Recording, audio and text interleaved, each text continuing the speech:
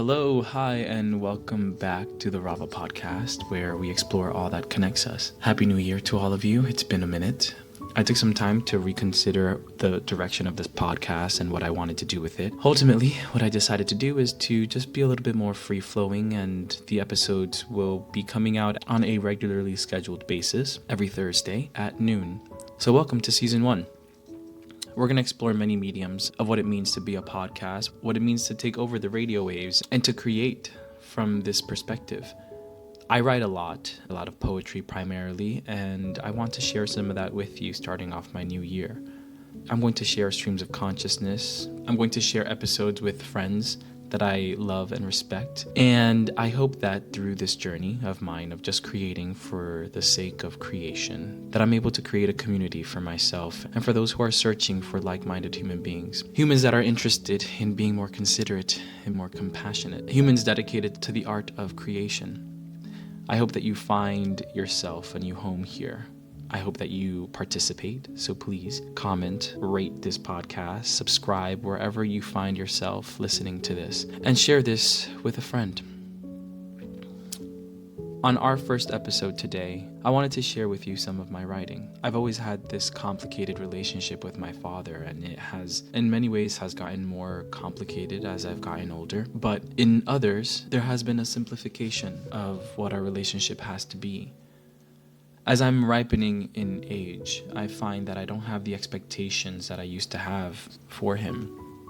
Those expectations have led me to believe that my father owes me the kind of care and nourishment that I have always wanted from him.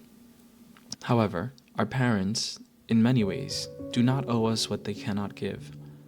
In my understanding of who he is and who I have come to be, I have released a lot of the expectations of who my father is, and I am working diligently to accept him as he is, receive the love that he can give, and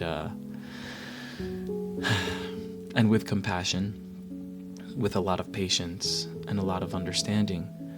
I have been learning to see him in me, in the characteristics of my face, in the aspects of my character, and in the way that I move through life. So on today's episode, I will share with you an ode to my father. I have yet to wither in age. My body is held in beauty and youth by ancestral fortitude.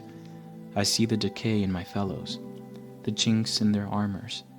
Mine is made of a heavenly material, because my heart is light as a feather, because my bones are made of eternum. Today, unlike other days, I see my father's nose stark on my face. His gaze penetrates mine from the other side of the mirror. His laugh reverberates when my heart fills with joy. Unlike my father, I am like my father. I owe him everything and nothing at all. He is in my hands blended with my mother's delicate nail beds. He is in the arch of my eyebrows, entangled with my mother's annoyance. He is in the 1,001 heartbreaks that have shattered me.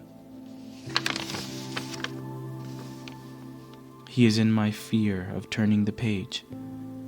Who am I without him? Who am I in spite of him? Through this man, I've reached myself.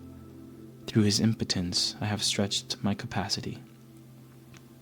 In his darkness, I have found my light. I have yet to wither away. My body is the strength of those who came before me, those who strengthen me and those who hold me. Today, like many days before, I see my father in my smile. I understand him in my mischief. I know of him in my solitude. Today, I am more like my father than I have known. In the ways of man, in the ways of my life, I am unlike my father, and he is unlike me. But in his likeness is where I wish to be, so he may live on, so he may breathe. I'll honor the better parts of him that exist within me. Thank you for listening to this poem of mine. I've been reflecting on what it means to have a relationship with someone who I've had such a complicated perspective on all of my life. There have been many voices growing up telling me that my father isn't this or is that, and As I've grown to understand him just a little bit better, I understand that there are truths in what I've been told, but there are also exaggerations in what has stayed with me all of my life. I'm learning to love him for who he is and not what I want him to be.